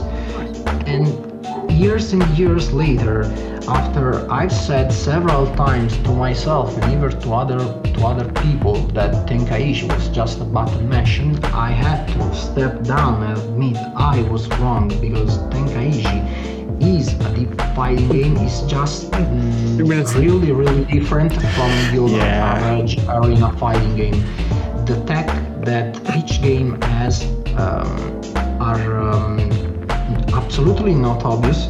They are kinda hard to even find and even harder to elaborate, to understand, and to use into real competitive matches. But if you ever find some good Tenkaichi player, I would dare to say there is an Italian Tenkaichi player known as Page, just Page. That is the best Tenkaichi player in Europe, and he makes videos on YouTube. He also has tutorial. If you ever want to look him up, I would dare to say he explains a lot about how the Tenkaichi series actually works, because he also has videos of PvP matches against the Argentinian and the South American communities that are nowadays pretty much the go-to region of the world if you want to see the best top players of Tenkaichi in PvP competitive. European FGC represent. Man, this is the cool stuff that I want to hear about. This is exactly why I like talking to people who are into these sort of like niche fighting games, because like I don't like when I play Tenkaichi, I'm like, man, this tutorial isn't the best. I would say you put it a lot more gracefully than I was thinking about it last night. As a backlog, you gotta come here. I was honestly thinking, man, this is probably the worst tutorial in a video game I've ever seen. But I mean, then I like sat back and I was like, no, it actually has a tutorial, so that's not even true. So it just tends to feel it's a very overwhelming game that has crazy difficult. And mind you, I'm only talking about Tenkaichi 1. I'm playing through all 3 games right now. I'm starting with the first one, just like I did with Budokai, and so I'm trying to get to that point where I was with the same thing with Budokai, where it kind of clicks and you start to being able to like utilize that sort of knowledge and that pro players are kind of doing, and you kind of get a little bit of a treetop understanding of these kind of niche games, which is why I love talking to people like you, where you're like, oh yeah, there's this guy over here who plays against Argentina. I was like, what? There's all this stuff going on with these games. That's so sick. Or I talked to GP Bear and he tells me about Super Dragon Ball Z, and I'm like, oh, that's really cool. How are you guys playing these games? Like, what? How are you guys playing these games online? Are you guys playing these games online? The Budokai players are restricted to PS2 emulator because Budokai 3 and Infinite World are PS2 exclusive. So we have to play on PC X2.0, that is the fork for online playing, using a LAN simulator like Machi or Zero Tier, and that makes the online matches really difficult, because even if you have a very strong internet connection, and so does the other player, if you just stretch across, like, I don't know, 300 kilometers, the line starts becoming unstable. You start to have lag spikes, you start to have tearing, you start to have freeze frames, and so on. So the Budokai 3 and Infinite World online scene is I would dare to say, is the worst of the bunch, because technically speaking, they got the short end of the stick. The Budokai 1 and 2 and all the Budokai Tenkaichi players instead play online thanks to the Dolphin emulator, the GameCube emulator, that has a built-in online feature that I've been told, I never used it, but I've been told it's very stable, it's very safe. Oh, yeah, Dolphin's excellent. So it's actually really good for playing online, even across great distances, like from Italy to Southern America. So they can play fairly, they can show off their skills because they're not hampered by the emulators.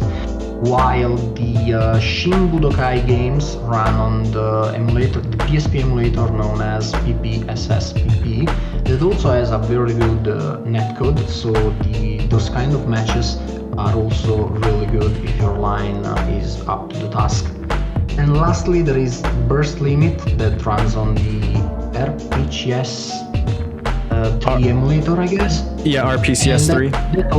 Yes, and that also has a fairly, I'm not gonna say really good, but good enough internet connection. So yeah, pretty much Budokai 3 and Infinite World, the games I play, are the ones stuck in the worst situation of the bunch. But pretty much if you want to play online nowadays, you have to have a really powerful computer, a really good internet connection, an emulator, a LAN simulator maybe, and then spend some time trying to figure it out the first time how to set up everything properly. From there you should be good to go in all the other times you want to play online with anyone else. Now, does Budokai have like a local verse mode? Like, would you be able to use like Parsec or anything? I think that's what he was in the dual mode. Yeah. Yeah, that's what we use. Basically, the emulator creates two instances of the same emulation, where one user is the player 1 and the other user is emulated as a player 2, and then creates two separate offline matches where the emulator mirrors your inputs in both instances. So it's kind of a simulation of a real online environment, and that is also why it's very prone to disconnections and desynchronization. That is when the emulator stops giving your input to your characters in your opponent screen. So your opponent is facing you and sees that you're moving, but you're not moving in sync with what he is doing. Sorry about that. At the same time, on your screen, you see your opponent doing things out of sync. So you both think you are playing against someone else, but you are actually playing, in the best case, against someone who is like 10 seconds behind you, and in the worst case, you're playing against another idle player who is not pressing any button. So that's a pretty big bummer for us. Literally fighting an after image. That's crazy. Yes. Shadowboxing.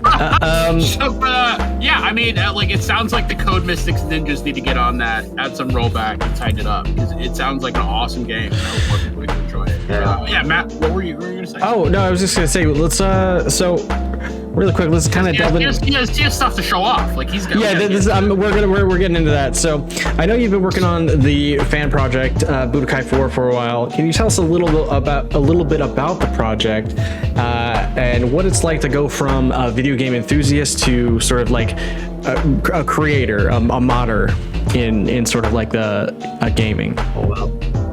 Well, this has been a huge, very long, and quite pleasant journey from the game enthusiast to game creator. But I cannot pinpoint in a specific moment in time where the Budokai 4 project was born, because it actually has a very long backstory that has evolved slowly throughout the years. It all started with the modding community of the Budokais, that are even an even smaller niche of the already small niche of the Budokai community. Yeah. And for years they have been studying the modding only for aesthetic purpose. So they changed custom, they changed textures, they changed auras, they changed special effects, and so on. I tried several mods from the community, and I don't mean to disrespect any modder because I know how much artwork there is behind the mods, but all of them are just some kind of a fresh paint coat over the old same game. Yeah. So over a very short amount of time, the novelty fades out, and you just realize you're playing the same old game as ever with just some little differences. But the modding community is also home to some of the most ambitious and groundbreaking modders we have seen to date. I have to say there is one modder known as Trevor1344, or also Nexus the modder, or also Astra47, that has been working on several special mods that not only enhanced the visuals, which are fairly standard nowadays, but decided to take a different approach on the gameplay.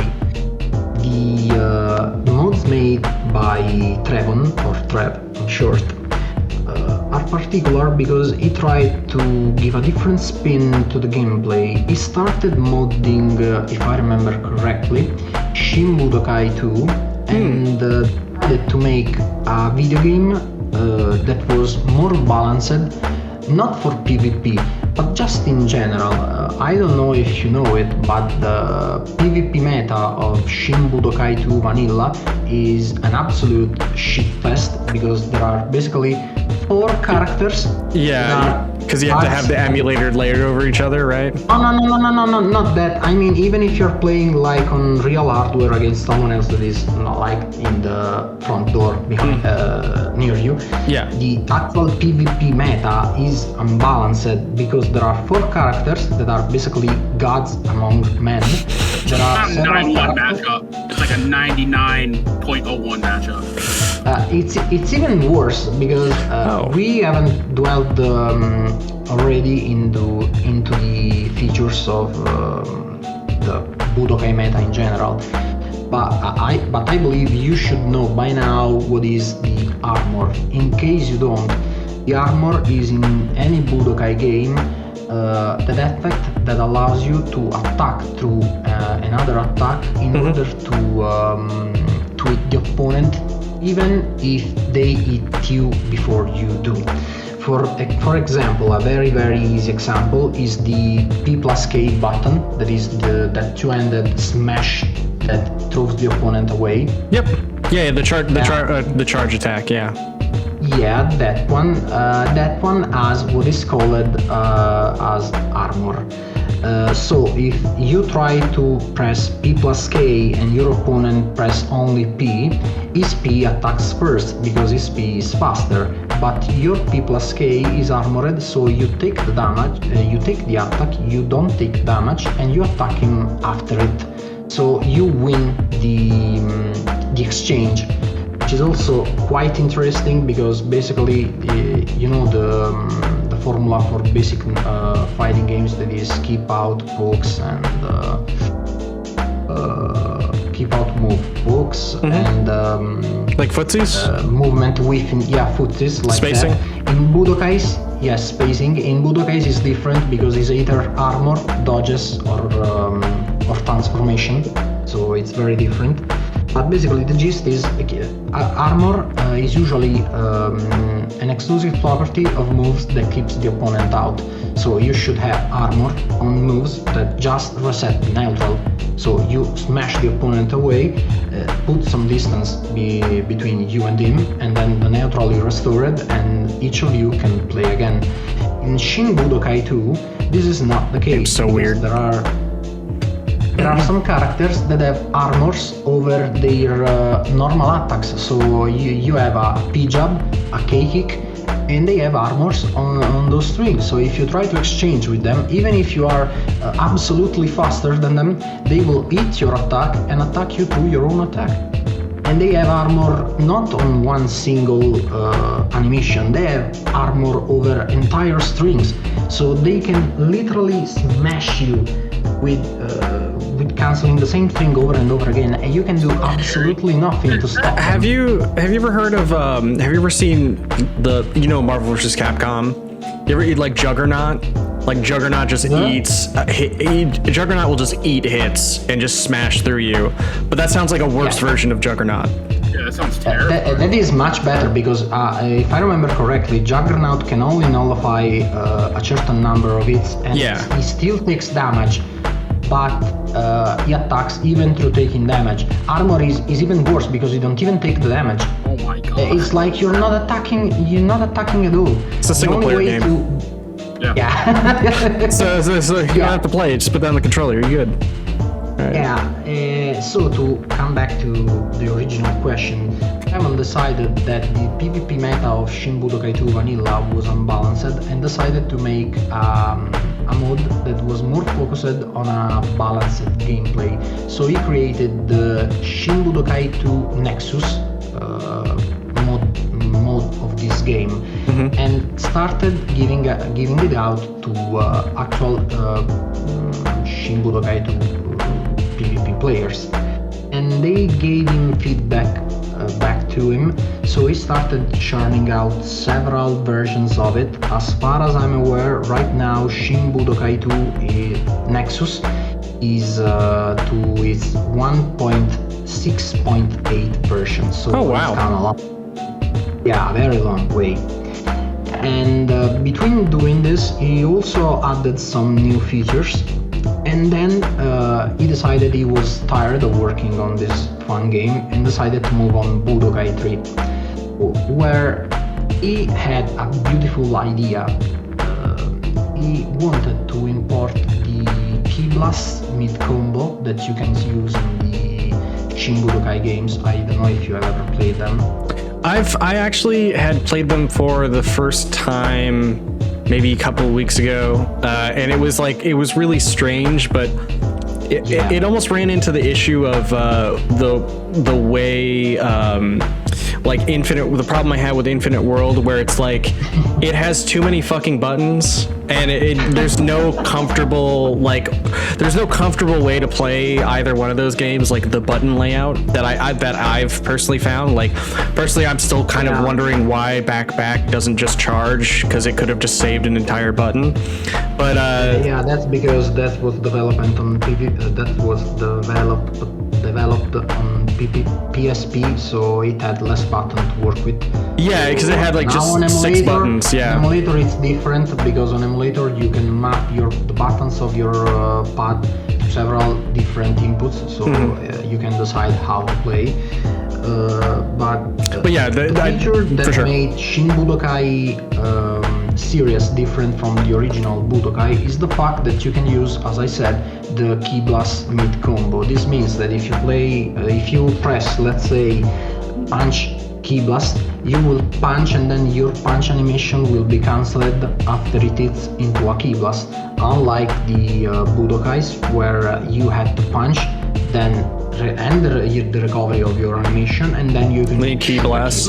So basically, I mean, I've seen some people use Key Blast as a combo extender, but usually, and this is what you're talking about, right? And so typically, they use Key Blast as a combo extender, but a lot of times I see it done from the back as like a way to continue hit stun.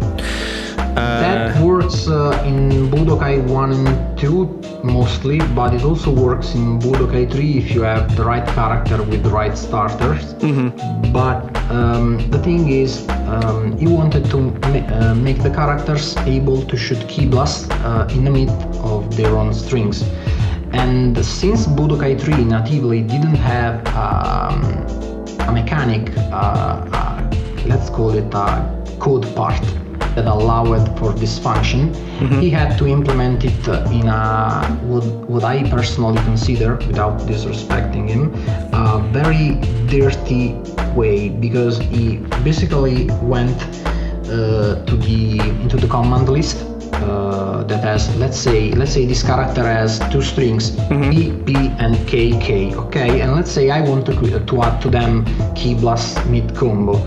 He decided to split these strings into several different strings, that each one of them, for each hit, had an E extension. So you now had not only PP and KK, you have P, E, E, E that are the Key Blast, then P, P, and the Key Blast, then K, Key Blast, then KK, Key Blast. So it basically doubled, if not even tripled, the amount of strings inside the character move list, because he had no other way to actually implement this Key Blast mid combo.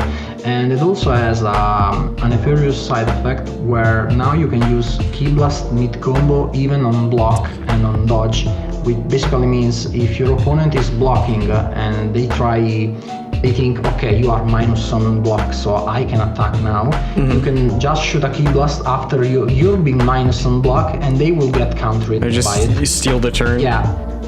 That is stupid and unbalanced, but it's the only way he could have ever implemented this feature. I was awestruck, because I never thought the Budokai series ever had the possibility to implement the Key Blast mid combo in their own move pools. And that was an idea that remained in the back of my head. Then there was another fun mode game that always Trap did. It's called Dragon Ball Z Infinite World Special Edition. It's you guessed it, a special edition of Infinite World, where he changed some costumes and textures, he changed several layouts, but the gameplay remained almost the same, bar one character that he had an incredibly, nowadays it's something stupid to think about it, but back in the days it was kinda smart. I don't know if you know it, in Dragon Ball Z Infinite World there is a Goku GT character that is different from the normal Goku. You're talking about GT Goku, like that replaced Kid Goku from Budokai. Yes, which they replaced it. It's such a shame because Kid Goku was cool in Budokai 3, in my opinion. Yeah, he's coming back in Budokai 4. Don't worry. Oh, sick. Yes, as I was saying, he decided to replace Goku GT, that had basically no purpose in Infinite War Vanilla because it's just like the worst version of regular Goku, with a modded character that was Ultra Instinct Goku. And this Ultra Instinct Goku was unique inside the cast because he had a third super move mapped on his down plus circle input. Usually in Infinite World Vanilla you have 4 kinds of special inputs that are reserved to your special moves. E is for the normal Ki Blast, like it is in every other Budokai-ish in Budokai game. Forward E is your first super, that is usually like a Kamehameha or some kind of attack that goes full screen. Back circle is your alternative super, and each character has its own, while down circle is reserved to transformation. And lastly, up circle is used for ultimates that, unlike Budokai 3, doesn't need you to go in hyper mode first in order to launch them. So having a character that had no transformation but a third super was a really good idea that no one else had before Trevon. So I kept this in mind too and started imagining something. But I never had the modding knowledge, the know-how to work on it. So this happened then one day. Trevon stepped back from the modding of the Shin Budokai 2 Nexus mode. He was tired of modding in general. He had his own life and his own chores and whatever he was doing at the time. I hope he's doing fine. Shout out to him. Shuts out. And he decided to just say, guys, this is the game. Do whatever you want with it. I'm out. And players were left in a sorry state because the game was clearly still unfinished. You had some characters that had been revamped, and other characters that were still in dire need of changes. And here is where Nim, my partner, my working partner, stepped in. He had already been modding the game for just as an hobby, just to mess with the codes and see what happened. And when Trevon stepped back, he just kind of said, guys, if you want, I can try, I cannot guarantee, but I can try to mod the Trevon ISO to your likings. So I can keep working on Trevon's project to improve the characters that he neglected because he had no time or no patience for them. And he started working with the Shin Budokai 2 PvP meta, competitive players, getting feedback from them and modding the ISO for them in order to get a more balanced competitive Shin Budokai Nexus ISO. To the point that nowadays the Shin Budokai 2 Nexus is considered outdated, and Nim decided to let's kinda say inherit Trevon's work with Trevon's approval, of course. It's not like he's stealing or anything. Yeah. I gotta specify this because modders usually steal things from each other like kids. So Nim didn't. Nim asked to Trevon, can I mod your thing and work on it on my own? And he said sure, whatever. And now the Shin Budokai 2 Nexus is outdated and we have a different Shin Budokai modded ISO that is called Shin Budokai NN, because one N is for Nexus and one N is for Nim. That is also called Double Impact. So now it's kind of like that name. SB. SB2N2. I gotta say, I don't play that PvP, but I tried that ISO and it's great. Nim did an amazing work, and I started following the project just with outsider interested, because I wasn't interested in playing PvP on that, but I was interested in gameplay modding in general. So after getting to knowing Nim for a while, I asked to him, Nim, do you think you could theoretically mod even PlayStation 2 games and not only the PSP games? And he said, well, I can try. I can't guarantee, but I can try. Why? Well, because I have this crazy idea in my mind, and I never had someone to actually tell him about it. And if you're interested, we can try to just make a test, make an experiment, and see how it goes. So we started modding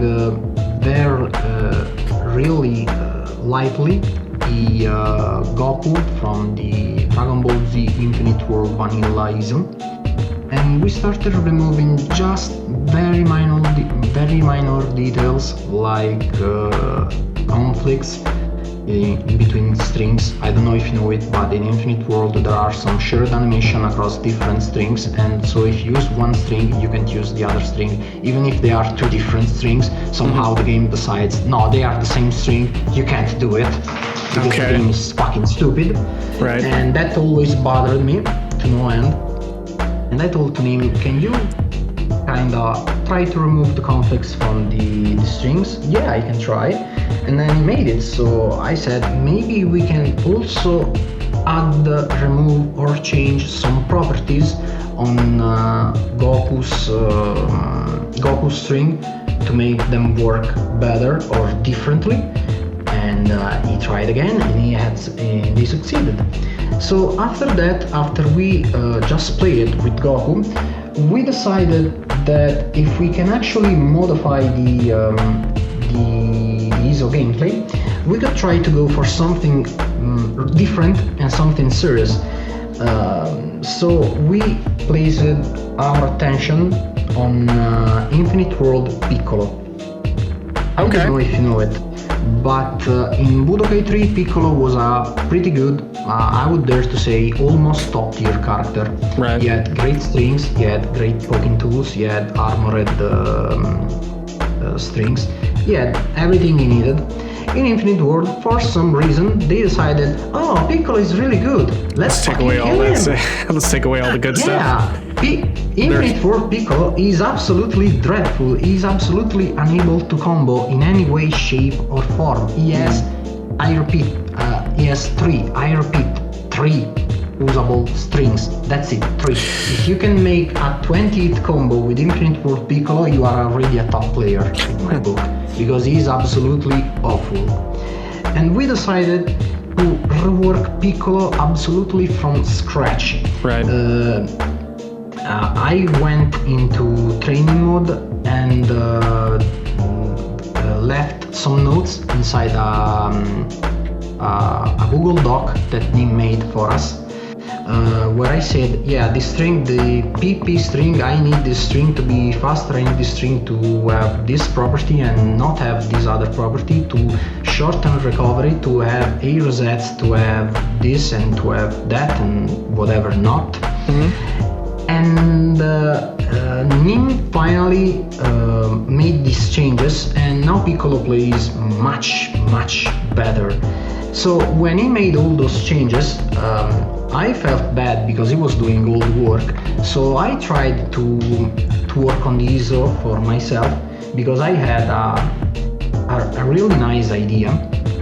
And of course, I couldn't do shit because I'm no modder. I can barely open the program to mod, so that's my fault. That's on my part.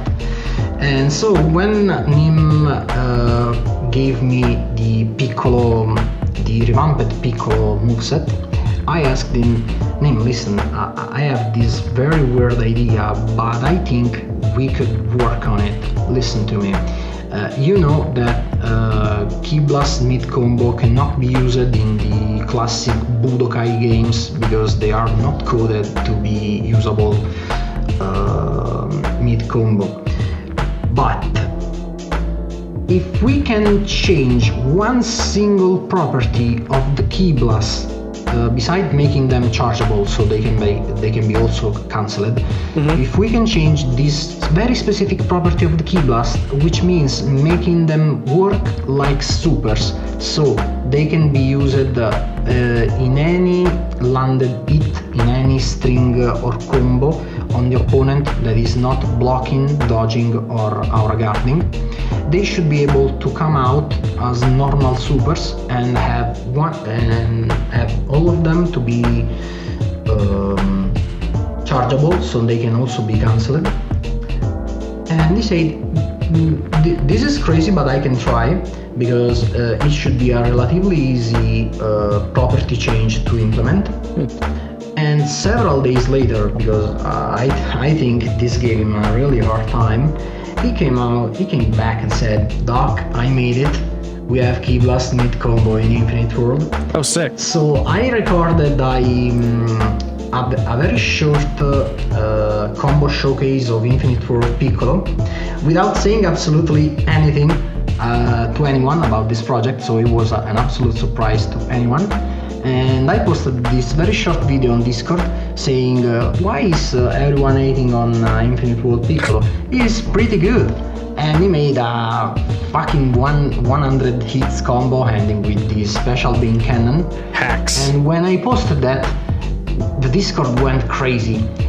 Players couldn't even wrap their head around how Piccolo had changed so much, because what Nim has done so far is something that no other modder has ever done to begin with. Is basically groundbreaking the modding scene for other content creators, and people at the time were so awestruck, they were so amazed by it that they naturally went to me and were like, "Is this Budokai 4?"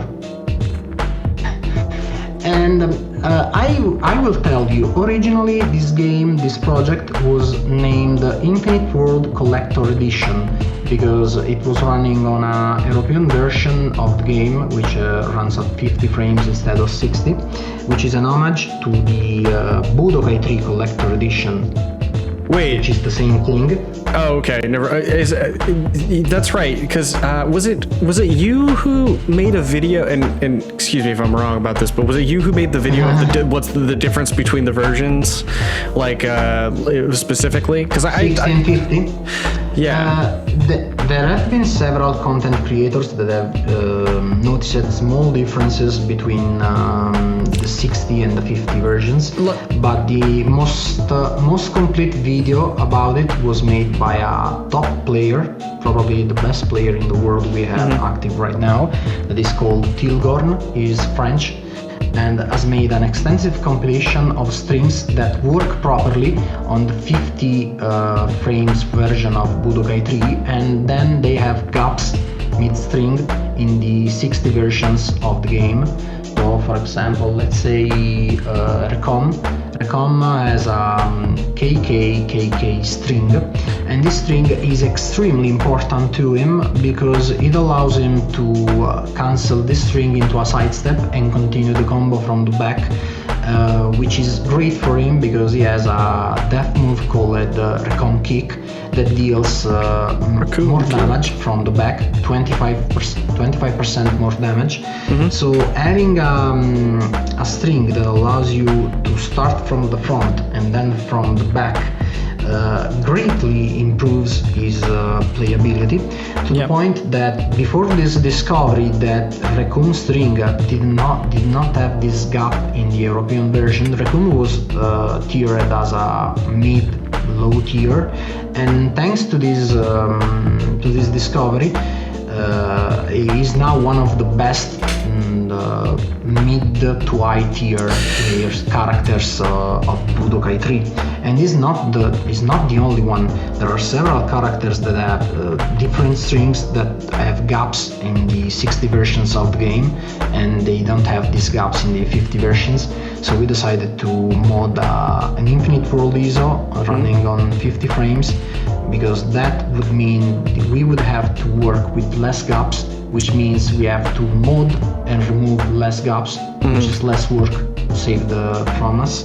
But also because the European version comes with 5 languages, which are English, Italian, French, German, and Spanish.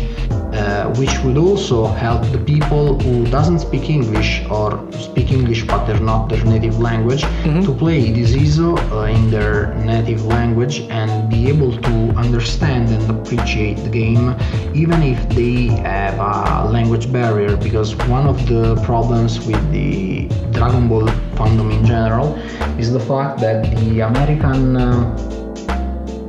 fandom is basically split in 2 fandoms: the North America fandom that mostly speaks only English, and the South America fandom that mostly speaks like Portuguese or Spanish.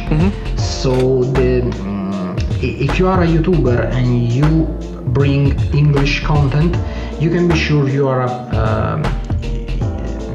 getting the views from the North American viewers, but you're not getting the views from the South American ones. And so I thought that maybe giving them more languages to work with, so French and Spanish, maybe could have helped them to just get into the game and understand it a bit better, because some of them are like children and they don't speak English or they don't understand it very well. So maybe having different languages may help them to overcome the language barrier and be able to enjoy the game even if they do not speak English. So that was the... I had a quick question. So, are we allowed to talk about how you mod? So here's the thing. We're about 2 hours deep right now. So usually this is kind of where we start to wrap up the podcast. So what I want to do here is I want to have maybe one more question or so, and then what I'm going to say is, for the audio listeners, I say we kind of just do it would help me out if we did a fake ending, and then you just say, hey, look, if you want to watch the exposition expo or whatever, you can come over to the YouTube channel and then watch it there. So we'll just do one more question, and then we can kind of do more. Wrap this up. And then we can still keep streaming and show everybody the whatever the. Sure, let's go ahead. Yeah. So question, then we'll say goodbye to the audience, and then bring forth the second part of the interview. It's fine. Just my final question. As someone who is kind of interested in kind of the future of game development and fan games. Fans, taking what game developers have done and modding and adding on top and doing cool stuff. What is out there? How are fans changing these games? Is there one main mod tool everybody uses? Are there a bunch of them? How does that even work? Are you guys going into IDA Pro and reversing the binary? What are you guys even doing? We wish we could. Now, you're making a question that I cannot fully answer because I'm not a modder myself. So I only know about modding from what memes tell me and what I have been learning from reading other people posts, comments, and whatnot. I can tell you that depending on which game you are going to mod, there are different tools you have to use it, because of course games that run on PS2 are different from games that run on, let's say, PSP or PS3, and the games that run on GameCube like Tenkaishis and the first 2 Budokais are different from the games that run on PS2. So you have to have a specifically made tool in order to be able to open the ISO, the disk file, as readable and usable files. that have inside them they have like one folder with all the images, one folder with all the sprites, one folder with the executable files and whatnot. Let's say just a stupid example. And once you are able to open that ISO, you can start copy pasting the thing from inside the ISO to outside, start modifying them, and then you have to basically reburn the entire ISO in a game in order to make it readable for your emulator. So you have to like deconstruct it and then put it back together? Not quite, because it's not as deep as you think or many others think.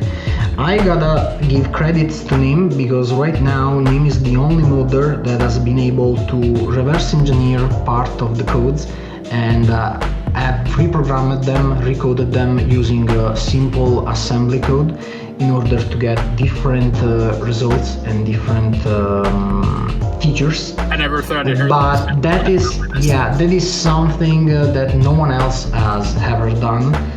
So for now, the future of the modding, I don't want to say it's dark, but it's foggy, because it's really hard to understand how to mod. It's really hard to get into the modding, and it's really hard to get meaningful results out of modding, because there are several modders that start modding the games and they spend like 10 hours to change one simple texture from red to blue, and that's all they're going to do, because it's so exhausting, it's so time consuming. I have to say I have been lucky to been able to work with a person like Nim that has the patience, the time, August, and I think the knowledge your camera froze. that is capable exactly to properly modify the ISO. If the Budokai 4 project wouldn't be what it is right now without him. I would dare to say that without him, the Budokai project the Budokai 4 project wouldn't be, period. And that's it. Well, August, your camera's frozen, but I love his. He's very intently staring, very listening to every word. So yeah, no, that's. I mean, I really hope that this kind of gets to drop at some point, and yeah. So what do you say, like, August, you there, man? I seriously doubt about that. So let's. I mean, hey, at the very least, you have some kind of build or something that people might be able to touch at some point.